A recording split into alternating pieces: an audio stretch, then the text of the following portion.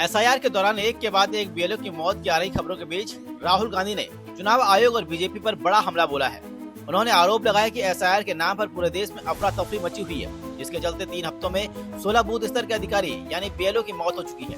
राहुल ने इसे थोपा गया जुल्म करार देते हुए कहा कि लोकतंत्र पर हमला है और वोट चोरी की साजिश का हिस्सा है। केंद्र सरकार के चंडीगढ़ संबंधी प्रस्ताव पर पंजाब में तीखी प्रतिक्रिया देखने को मिली है। राजनीतिक दलों ने इसे राजधानी छीनने की साजिश बताया। चंडीगढ़ के प्रशासनिक ढांचे और पंजाब हरियाणा विवाद को लेकर तनाव बढ़ चुका है। वहीं बड़े तनाव के बीच अब केंद्र ने सफाई जारी की है। केंद्र ने कहा है कि आने वाले संसद के शीतकालीन सत्र में इस आशय का कोई भी बिल प्रस्तुत करने की केंद्र सरकार की कोई मंशा नहीं है। महाराष्ट्र के उप मुख्यमंत्री और एनसीपी के अध्यक्ष अजित पवार ने एक बार फिर से विवादित बयान दिया है, जिसके चलते राजनीतिक हलचल तेज हो गई है।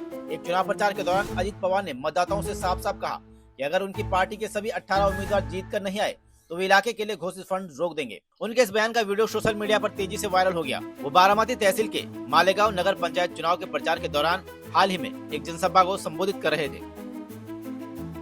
बी आर गवई भारत के चीफ जस्टिस पद से रिटायर हो गए। आज राष्ट्रपति भवन में उनकी जगह जस्टिस सूर्यकांत भारत के 53वें मुख्य न्यायाधीश बने। जस्टिस बी आर गवई ने तकरीबन 40 साल भारतीय न्याय व्यवस्था में अपना योगदान दिया। उन्होंने सुप्रीम कोर्ट का चीफ जस्टिस रहते हुए कई अहम फैसले भी दिए। बॉलीवुड अभिनेता शाहरुख खान ने दिल्ली ब्लास्ट और पहलगाम अटैक को लेकर बयान दिया है। मुंबई के गेटवे ऑफ इंडिया में the global piece honest 2025 event में शाहरुख खान ने कहा 26/11 के आतंकी हमले, पहलगाम आतंकवादी हमले और हाल ही हुए दिल्ली धमाकों में अपनी जान गंवाने वाले बेगुनाह लोगों को मेरी विनम्र श्रद्धांजलि है और इन हमलों में शहीद हुए हमारे बहादुर सुरक्षा कर्मियों को मेरा सम्मान पूर्वक सलाम।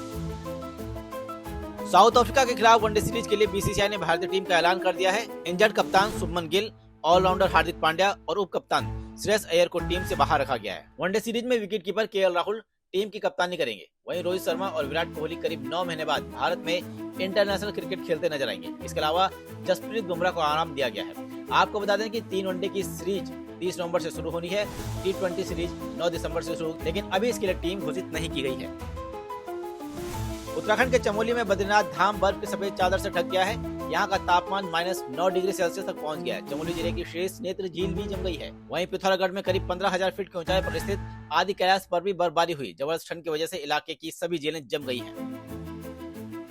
दिल्ली एनसीआर में बढ़ते प्रदूषण के बीच गृह नियमों को और भी सख्त कर दिया है। अब जो नियम पहले 450 के AQI के ऊपर लागू होते थे, वे अब 401 से 450 पर लागू होंगे। इसमें सरकारी, निजी और नगर निगम दफ्तरों में सिर्फ 50% स्टाफ बुलाना और बाकी को वर्क फ्रॉम होम देना शामिल है।